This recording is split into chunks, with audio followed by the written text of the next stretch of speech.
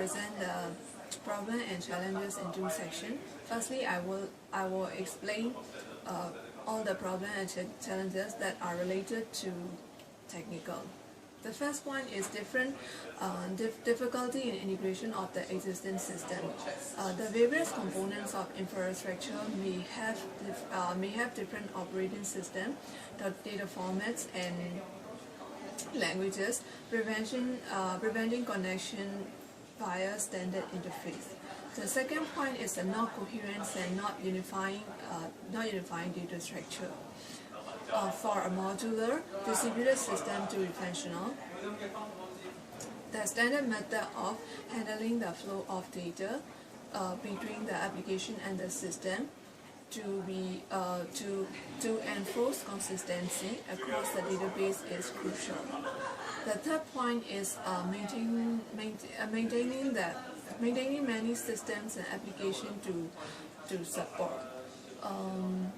In a real enterprise, there can be 1,000 of subsystems in every layer. So, maintenance and documentation of such complex infrastructure is a big challenge for administrators. Lastly, it will be an aging of the system.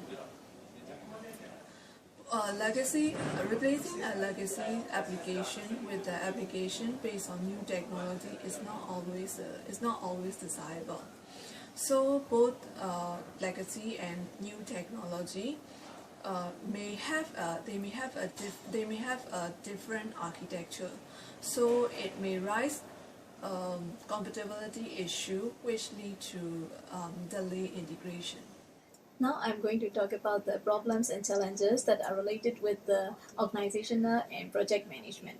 The first thing is the skill sets of existing staffs. When implementing the integration, the organization should consider that the existing staff have enough skill set to support the new features of the organization of the system integration. The second thing is that it's important to select the correct consultant that could work within the current business context.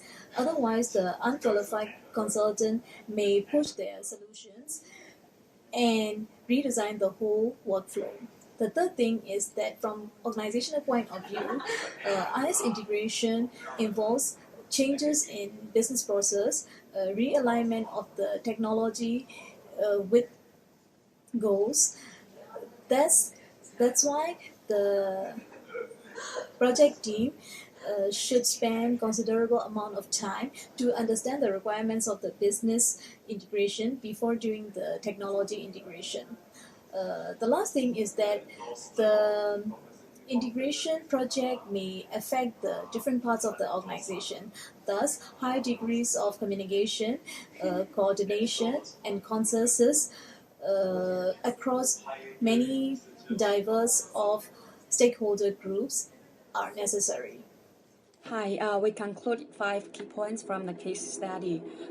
First one, there are unexpected problems and expense during the enterprise architecture integration development.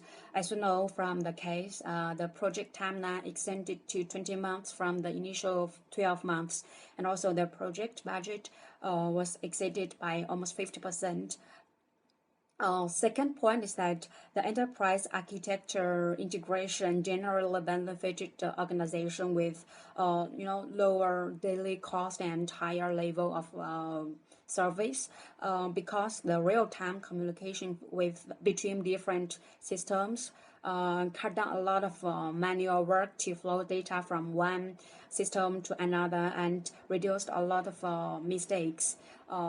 And with much less duplicated data in different systems. The third point is that the enterprise architecture integration allows fault tolerance and minimum disruption to other systems for the replacement of one. The fourth point we got is that the enterprise architecture can be done by phases and it's less risky because the errors between different phases are isolated and they are much easier to to roll back. The last point, we compared enterprise architecture integration with the non-enterprise architecture integration is that it's less risky, it's less time consuming, it's less risky for development and also the business, and it requires less experience in integration projects and expertise. Next, I will talk about IT integration plan. We would like to divide the IT integration plan into 3 different phases, namely the business alignment, IT integration strategy, and evaluation. The following will be the steps carried out during each phases. First, business alignment. Before beginning IT integration, it is important to align business goal with integration value. This will also help to identify post-integration evaluation KPI, which will be used later. Next, the integration must be able to cite relevant business IT driver relationship to allow other stakeholders to buy in and support the integration. Next, in the IT integration strategy phase, assessment on current IT assets, people, process, and technology must be done. Next is to elicit the requirement based on the business processes. These requirements serve as a baseline to help identify potential area of integration. Careful planning on time and budgets allocated to the integration effort must be done. Next will be the technology selection. As suggested in the case study, the point-to-point integration approach no longer be able to support integration effectively due to today's multi-platform and application environment. Adopting EAIs have its own challenge. Selecting individual components for appropriate systems are important. Next is to develop an overall IT integration architecture blueprint.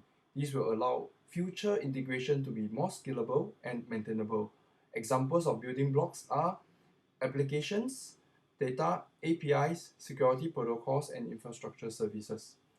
A set of interaction design patterns should be established. This will allow such interaction pattern to be reused in application developments to save times and costs as well as effort.